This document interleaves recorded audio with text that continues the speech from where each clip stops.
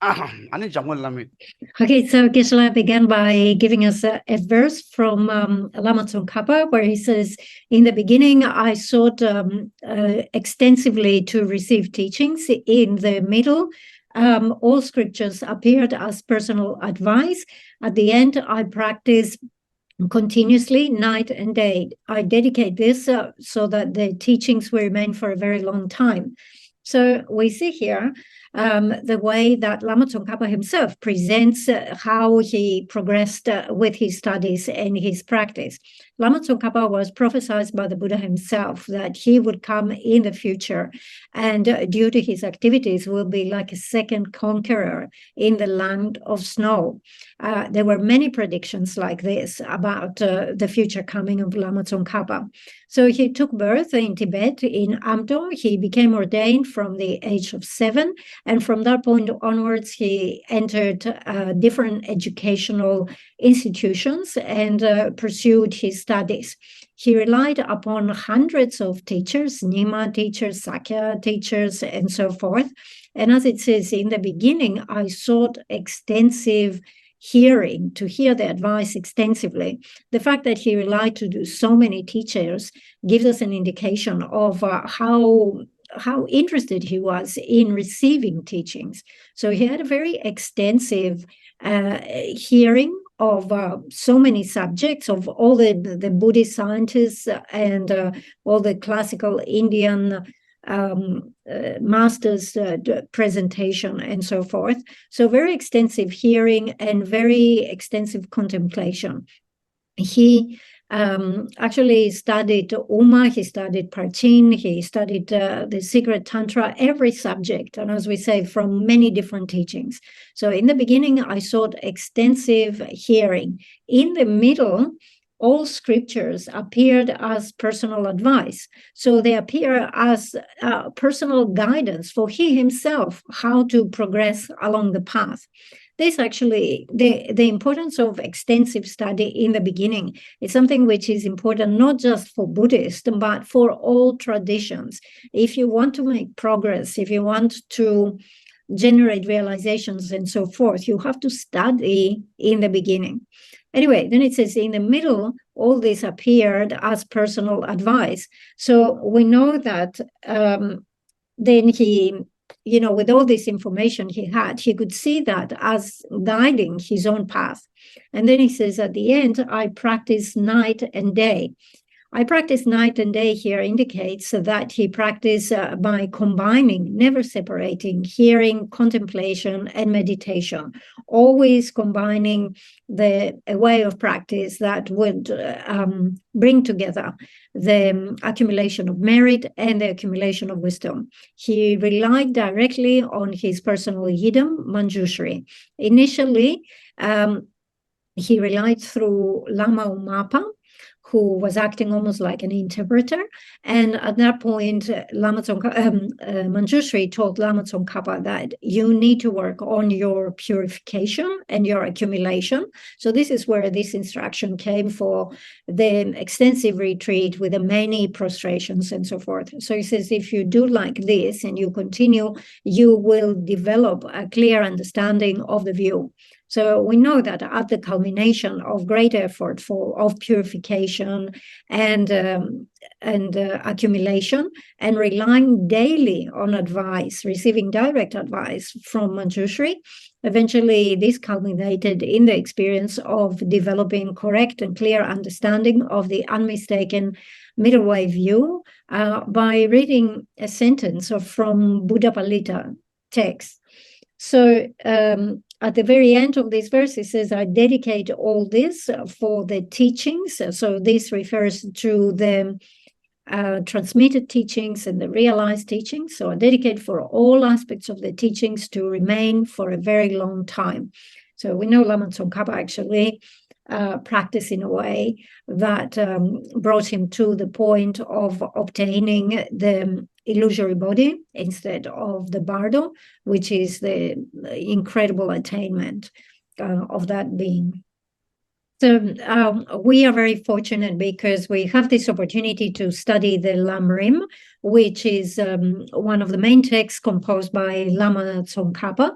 Even though we have missed the opportunity to be direct disciples, direct students, to meet with him, you can easily say that we are indirect disciples of Lama Tsongkhapa because we have access to all his teachings, the tradition, and we can study and we can put those things in practice. It is the same thing with Buddha Shakyamuni. Even though we were not direct disciples of Buddha Shakyamuni, nevertheless, because we follow the teachings of Buddha Shakyamuni, and these teachings have been preserved and they are easily accessible, easy to put into practice for us, we have become indirect students, indirect followers. So very important to always bring into our mind that we must make prayers to the Lama, in this case Lama Tsongkhapa, as being indistinguishable from Lama Dorje Chang, from Vajradhara.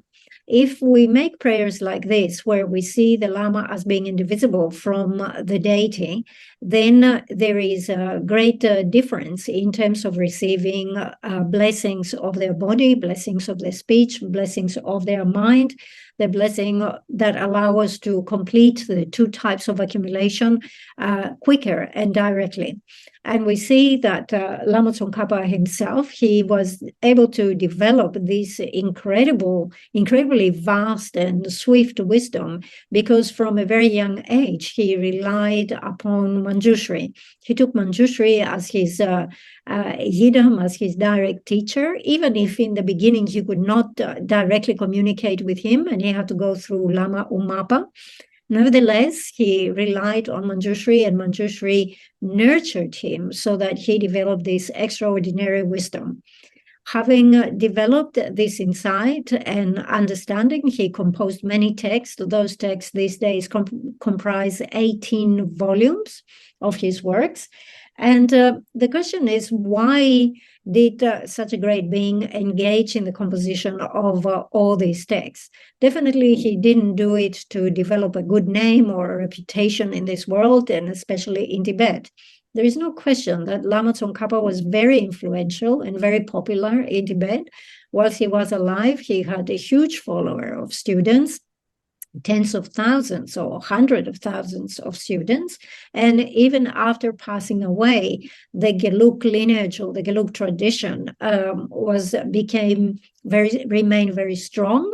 There are hundreds of thousands of followers of the Gelug tradition. So, as we say, Lama Tsongkhapa became enlightened. And the same thing with Buddha Shakyamuni and every other Buddha who has reached the state of enlightenment. And the question is, once they reach the state of enlightenment, these beings, how do they benefit us? As the Buddha has said, I cannot wash away your sins with water.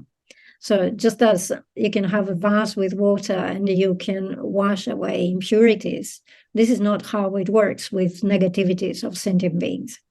And then he says, I cannot remove with my hands your suffering. And lastly, I cannot transfer my realizations from my mind to yours. So the Buddha has incredible realizations, but these are not things that are transferable. So the very last line of this verse says, the Tathagata benefits beings by teaching reality. So it is through the activity of teaching that they actually clearly make it very clear to us what is it that we should practice, what is it that we should abandon. So in this way, we can progress. So as we say, it is an incredible opportunity that we have access to the works of Lama Tsongkhapa, all those 18 volumes composed by him, and in particular here, the Lam Rim text that we study. Okay, all right, so we have been reading from the Essence of Refined Gold. We did the preliminary stages, and we're about now to begin with the actual part of the instruction, which shows how we progress from the very beginning, the proper way to rely on the teacher, all the way up to reaching the state of enlightenment. Okay, so whether we are following here the lines of experience or the essence of refined gold, as we say, it is actually a quite condensed presentation. It's not very elaborate.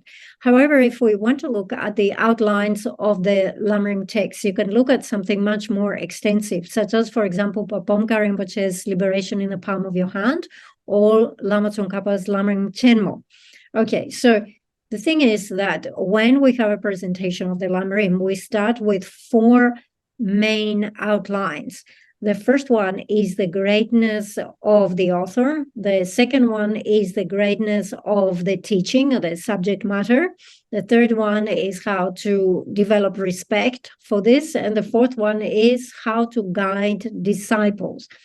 In terms of how you guide disciples with these instructions, basically there are two parts. The first one is how to properly rely on the teacher. And the second one, having relied on the teacher, how do you actually progress along the path?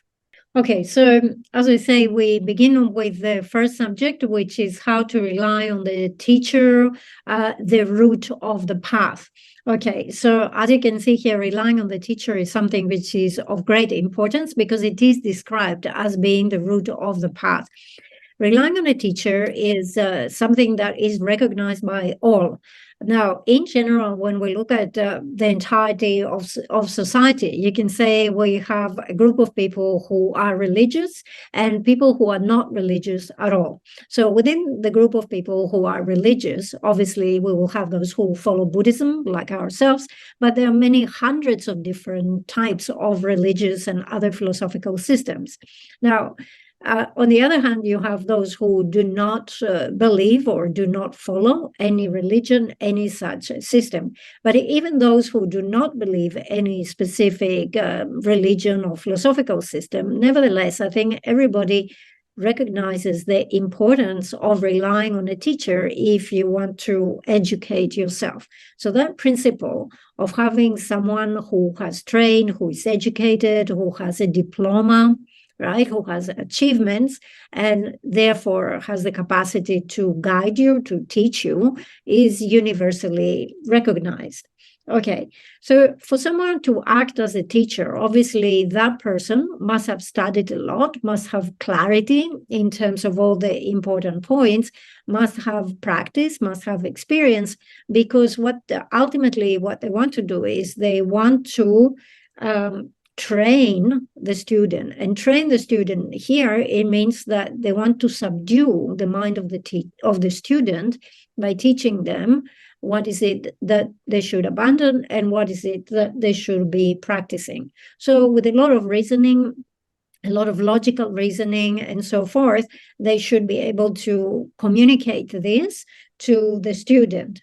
Okay, so we say the outline is the proper way to rely on the teacher, the route of the path. There are those who say that the route of the path refers to renunciation, bodhicitta, and correct view, the three principal aspects of the path.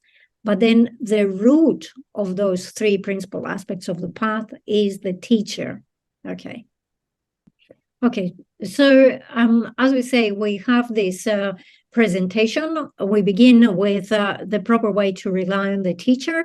And in this, obviously, we have to talk about the certain characteristics that we're looking in the teacher, the characteristic of the student, how this relationship is established. And then from that point onwards, we begin with this gradual presentation of all those subjects. Once you have relied on the teacher, then you begin your training. So you begin talking about the precious human rebirth, all the freedoms, the endowment, death, impermanence, refuge, the law of karma, the presentation of the 12 links, and so on and so forth, up to the point of talking about bodhicitta and so forth. Mm-hmm. Okay, so in that we have 5 main outlines. The first one is the qualities of the teacher. The second one is the qualities of the student. The third one is how to properly rely on the teacher. The fourth one, the benefits of relying. The fifth one, the disadvantages of not relying. And the last outline, the sixth one, is a brief presentation of the above points. Okay, so just understand that if you were to look at Lamrim Chenmo to cover these outlines, you would have to cover at least 20, 30 pages. It's very extensive material, but we are following much shorter text here with the essence of refined gold and the lines of experience. Okay, so if we go into the lines of experience to see, which lines, which verses correspond with this material. We're in verse 11, where it says, the root of creating well the auspicious conditions for all the good things of this and future lives is to rely properly with effort in both thought and action on the sublime spiritual teacher who reveals the path. Seeing this, never forsake him, even at the cost of your life, and please him with the offering of following his advice. I, a yogi, practice in this manner. You who aspire to liberation should do likewise. Okay, so just a thing here, in the actual Tibetan begin by saying, then the root of creating well the auspicious conditions. So we're missing in the translation one word. So the word then indicates that you have understood what are the qualities of the teacher, you have understood what are the qualities of the student, and you have reflected on the benefits of properly relying on the teacher, the disadvantages of not relying on the teacher, the way that you have to rely. And so having understood all that, then he says, the root of creating well the auspicious conditions for all the good things of this and future lives. Okay, so he's giving us here the main way, the main root of which we can create all this auspiciousness by building up our purification and our accumulation. And these are things that will be greatly beneficial for us, not just in this life, but in all future lives. So it will give us a presentation here of how to rely on the teacher. And we will have from this point, we begin with the presentation of the three scopes. So the presentation of the paths that are shared with the individual of the small scope, shared with the individual of the middle scope, and then the practices of the individual of the great scope. So it says, so the root of all this is to rely properly with effort and thought, with effort in both thought and action on this sublime spiritual teacher who reveals the path. So he reveals the path, the same illuminating and making clear all the points that we do not understand. The same way that if you were to lit up a lamp in a dark place, you would dispel that ignorance, that darkness, and everything will be easy for you to observe. So this is exactly the function of the teacher. They make things accessible. So the teacher here, it says here, it has to be the sublime spiritual teacher. So obviously it is someone who is thoroughly trained. The way that this is, the qualities of the teacher are presented in the Ornament of Sutras is like a set of 10 qualities. But usually another presentation that we often refer to is that we say that the teacher should be disciplined, pacified, and thoroughly pacified. So these three words actually describe the training of the teacher according to the training in Vinaya. So this will make him disciplined. The second one is the training in concentration that will make him pacified. And the last one is the training in wisdom that will make the teacher thoroughly pacified. Okay, so we rely on the teacher properly, but the teacher we rely upon should be a fully qualified teacher that teaches the path in an unmistaken manner. So this is very important that they teach not only clearly, but a path that is in accordance with the teachings of the Buddha, in accordance with the meaning or the subject matter of the text and so forth. So they should teach us a superior path, a path that presents us with refuge and bodhicitta, and they should guide us and teach us to develop the three principal aspects of the path all the way until we reach the state of enlightenment, so that we can progress along the 5 paths, the 10 grounds, and gradually develop our qualities. Okay, so it says the relying on the teacher is the root for creating all the auspicious conditions, meaning everything that you need in this life and future lives to reach the state of enlightenment. And therefore, it says you have to rely properly on this teacher who teaches you the unmistaken path. So you rely properly with effort. Okay, so with effort here indicates that you don't just rely for a day or two or for a very short time, but you rely continuously every day. We will need to rely on a teacher all the way until we reach the state of enlightenment. And we see that even the great bodhisattvas, like, for example, Genrezig, Manjushri, and so forth, if you look at their example, they relied on the Buddha all the way, continuously. So it says here we must rely properly with effort in both thought and action. Although we don't have an extensive presentation of what it means to rely in thought and in action, if you look in Lam Rim Chenmo or in other texts, you will find the information for that. Rely properly in terms of thought, meaning cultivating faith for the teacher, and also respect by considering the qualities of the teacher. Then in terms of how we rely in terms of action, there is a lot of information in the 50 verses of Guru Devotion, where it explains there are many verses there that explain how to serve the teacher, how to help, how to aid the teacher, and so forth. Okay, so the important thing, as it says here, is that all the good things come from relying on the teacher, and therefore all the necessary qualities that we need in order to reach the state of enlightenment. And necessary here means qualities that we cannot do without, right? They are crucial.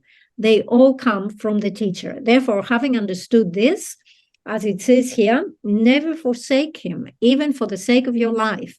So if you were ever put in a difficult situation where you have someone who's giving you the choice, are you going to continue relying on your teacher, or are you going to lose your life? The answer or the choice we should make is that we should always choose to rely on the teacher. Okay, so as it says, seeing this, never forsake him, even at the cost of your life, and please him with the offering of following his advice. So we must learn how to practice please the Lama by practicing following exactly the advice that they give us. And then it says, I, the yogi, practice in this manner, and you who aspire to liberation should do likewise. So this is how previous great teachers have practiced. This is how Lama Tsongkhapa practiced, and this is the advice that gives us. So it should inspire us to think that I will also practice in this way.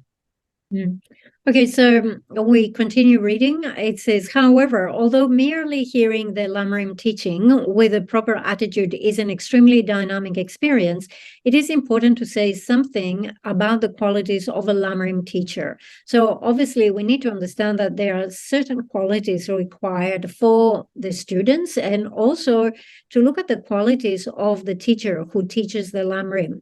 It says, in general, the qualities of the various teachers of the Theravada vehicle, Mahayana, and Vajrayana methods are manifold, and any Buddhist master is a worthy teacher. Yet, the specific qualities required for one who gives a discourse on the jewel-like Lam Rim tradition, and so forth. Okay, so obviously he's saying here that we have many different types of teachers. You could say that you have teachers of the Hinayana, teachers of the Mahayana, teachers of the Tantrayana, teachers who teach the hearers, teachers for solitary realizers, teachers for the individuals of the small scope, teachers of the individuals of the middle scope, and so forth, right? All of those are Buddhist teachers, the Buddhist masters. They must have certain characteristics. But here we want to look at the special features of someone who is a Lam Rim teacher. Okay, so the text says here, so the specific qualities require of one who gives a discourse of the jewel-like Lam Rim. So you see the Lam Rim is similar to a jewel. to the Lam Rim tradition are described in Ornament of Mahayana Sutras. He should have realizations, i.e. his mind stream should be, and so forth. So the Ornament of Mahayana Sutras is a text composed by Master Maitreya. In there we have the different characteristics, the list of the qualities that the teacher should have. Now, we need to understand that we have different lists of qualities according to what the teacher is qualified to do. So, for example, we have a Vinaya teacher, then we have a Tantric teacher, then we have a general list of qualities for a general Sutric teacher. So here we're going to look at these qualities of the general Sutric teacher. Obviously, if you are a Tantric teacher, you must have some specific qualities. A lot of those are presented in the 50 verses of Guru Devotion. Also, we have specific list of qualities for someone who is a Vinaya teacher. So, for example, a Vinaya teacher must be fully qualified in understanding all the rules of the Vinaya and so forth. We have a verse in Lama Chopa that talks about, says, I make a request to you who has the full set of 10 inner and outer qualities. So this is the verse that refers to the different types of qualities of the teacher. Here we will look at the list of 10 qualities for the general Sutric teacher. Okay, so as we see here, we're going to follow the presentation according to Protector Maitreya's Ornament of Mahayana Sutras, in which we have a list of 10 qualities for the general Sutric teacher. So actually understanding the qualities of the teacher is something which is quite important. Buddha Shakyamuni has mentioned how important it is to examine for a long time, up to 12 years, the teacher. And also this is mentioned in many other texts. Before we rely on a teacher, we really need to understand whether this teacher is fully qualified. Because you need to ask the question, if I rely on this teacher, is this teacher capable of leading me to the state of enlightenment or not? Is this type of teacher someone who can subdue my mind or not? If I rely on this teacher, will I improve or will I end up in the hells? So this is a very important issue that you must thoroughly examine to make sure that the teacher you rely upon has the necessary qualities. Okay, so for example, on this issue of how important it is to examine the teacher before you rely, we know the story in Tibet of Geshe Sharawa and Geshe Tsongkhapa. Geshe Sharawa was a very famous, very well-known teacher, and Geshe Tsongkhapa wanted to he went up to check to find out whether he was indeed fully qualified to be his teacher. And of course, he examined until he came to the point of being fully satisfied and saying, yes, this will be truly a fully qualified teacher, someone that I could rely upon with great confidence. So it is very, very important, for us to follow this example of thoroughly checking, trying to find out. Okay, and then of course, it is up to us. We have the choice. You have the choice. You want to rely on this teacher or not. If there is a Dharma teaching, a qualified Dharma teacher, of course, there is benefit if we rely. Okay, so we have other examples as well. For example, Master Atisha, he traveled on a boat to Indonesia for 12 months in order to receive instructions on bodhicitta from his teacher, Lama Serlimpa. Isn't it? It shows what great length he was determined to go in order to rely upon a fully qualified teacher. Also, we have the story of Master Asanga, who was in retreat for 12 years, trying to have a direct vision of his teacher, Protector Maitreya. The fact that he was not able to directly meet Maitreya earlier was only because due to his own limitations. But once he completed his purification and he built up the necessary accumulation, he was able to meet directly Protector Maitreya. Actually, this happened when he came out of his retreat and he saw a dog, a female dog, who was infested by maggots. And being a bodhisattva, he felt great compassion, and he felt he wanted to help that animal, the dog, and he thought he should remove the maggots.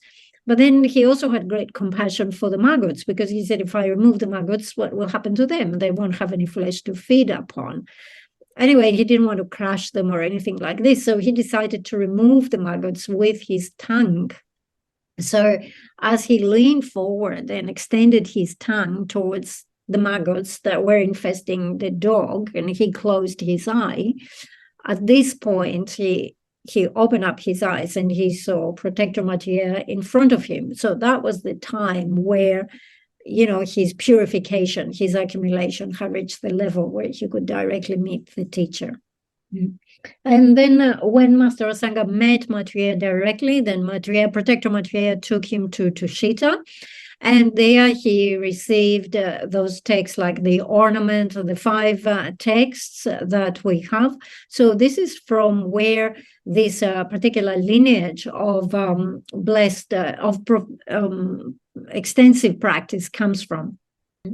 Other great stories of famous students and teachers that we have is the story of Naropa and Tilopa. Actually, it's very beneficial to read the biographies of great beings, great practitioners, because they are very inspiring. So to go back to the story of Naropa and Tilopa, one night Naropa had a dream, and in his dream, his yidam came, and he gave him some advice. He says, aren't you going to go to the south to meet this great teacher with whom you have karmic connection over many lifetimes? So he received that encouragement in the dream, and he decided to go to South India to look for his teacher. So he went around asking from village to village, saying, do you know Lama Tilopa? Do you know Lama Tilopa? But no one knew him. So he kept looking, going around and around. At the end, someone said, look, I don't know of anyone Lama Tilopa. I know of someone who is almost like a beggar. He lives like a beggar in that dilapidated house by the beach. I think his name is Tilopa. You can go there. Now, the thing with those great gurus, the great teachers, especially the Vajrayana teachers, is that they exhibit different types of unusual behavior, but there is no fault in their activities. So when Naropa saw Tilopa from a distance, he could see that there was the smoke of fire coming. And when he came closer, he saw that he he had dead fish and dying fish and parts of the bodies of the fish that he was kind of like barbecuing in the fire, and he was eating.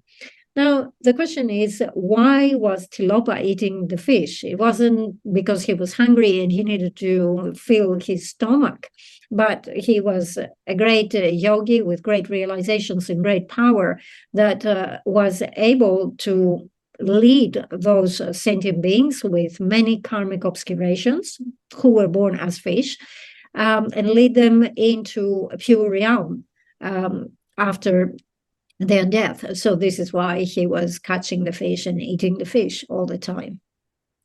So there is a definite benefit if we rely upon a teacher who is fully qualified. It will not harm us. It will only benefit us.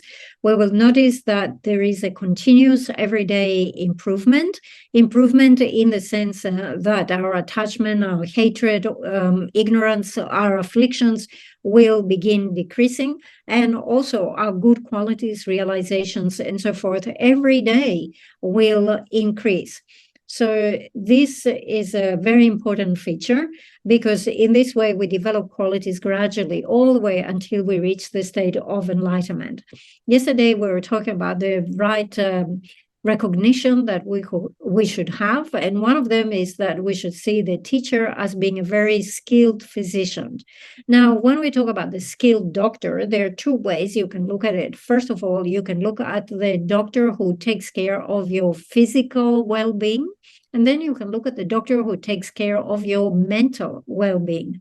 So in terms of the doctors and the scientists who provide this conventional medication that we have, definitely they can help us alleviate some headache or, this illness or this pain. But even though they might cure, let's say, today's headache, ultimately there are more pain, there's more disease, there is more illness. So it is not exhausted just by one application or one medication. The most important thing for us is to establish that happiness of the mind. And that happiness of the mind, the well-being of the mind, comes from practicing exactly according to the instruction of the teacher. So just as it is presented here in the Lam Rim, that will be extremely beneficial if we can do that. There is no other method that can benefit us in terms of reducing our attachment, our hatred, our jealousy, and so forth. Now, all of those things are states of awareness, states of mind. So when the scientists investigate by putting electrons on the brain, on the head, and so forth, they cannot actually find where is attachment, and therefore they cannot prescribe a medicine for attachment. Right? The only way to address those things is to have some hearing, reflection, and meditation. And to do those things, you need to rely on a teacher. So when we actually become unhappy due to our attachment, our ignorance, hatred, and so forth, the most important thing is Dharma. And at the times where we experience this unhappiness, it is very important to cultivate this attitude and understand that I am not the only person who is unhappy. Actually, if you go out and ask another person, every person will tell you their personal story, and they will say, I am unhappy because of this and this reason. And then you go and ask another person, and you will see, they will say also, and I am unhappy because of this and this reason. Eventually, you will understand that you are not the only person unhappy. Actually, we are all unhappy. Everybody is unhappy. So it's a much bigger picture here. It's very good to train the mind in this way. And the best way to do it is by following the Buddhist tradition, and in particular here, the Lam Rim tradition. Thank you. Thank you, Geshe. Geshe, in the text of Essence of Refined Gold, there was I think it's in page 4, it says something like, one second. If you can find a guru possessing these 6 personal and 4 altruistic qualities, request him or her for teachings and then follow them well. But the thing is, in a modern world, it's actually very, very hard to really truly understand these qualities. So how do we actually try to understand or try to see these qualities within the guru? Thank you, Geshe. Okay, so yes, you are very right in what you're asking here. This is a sensitive issue. One thing that we must keep in mind is that when we talk about a teacher here, we should recognize as a teacher anyone who has promoted our education, right? So when you went to school and someone taught you the alphabet, A, B, C, right? So even that teacher you have to recognize as someone who has helped you very much. How have they helped you? Is because they removed all this ignorance in your mind, misunderstanding, ignorance, all those things we didn't know, right? They teach us from ABC onwards. Okay, so definitely those beings are teachers to us. You should recognize them as teachers, and you should recognize that definitely I need a teacher, and it benefits me greatly if I rely upon them. So that general recognition of someone who benefits you by removing your ignorance at any level as a teacher, first of all, is important. But of course, there are certain things we should look around.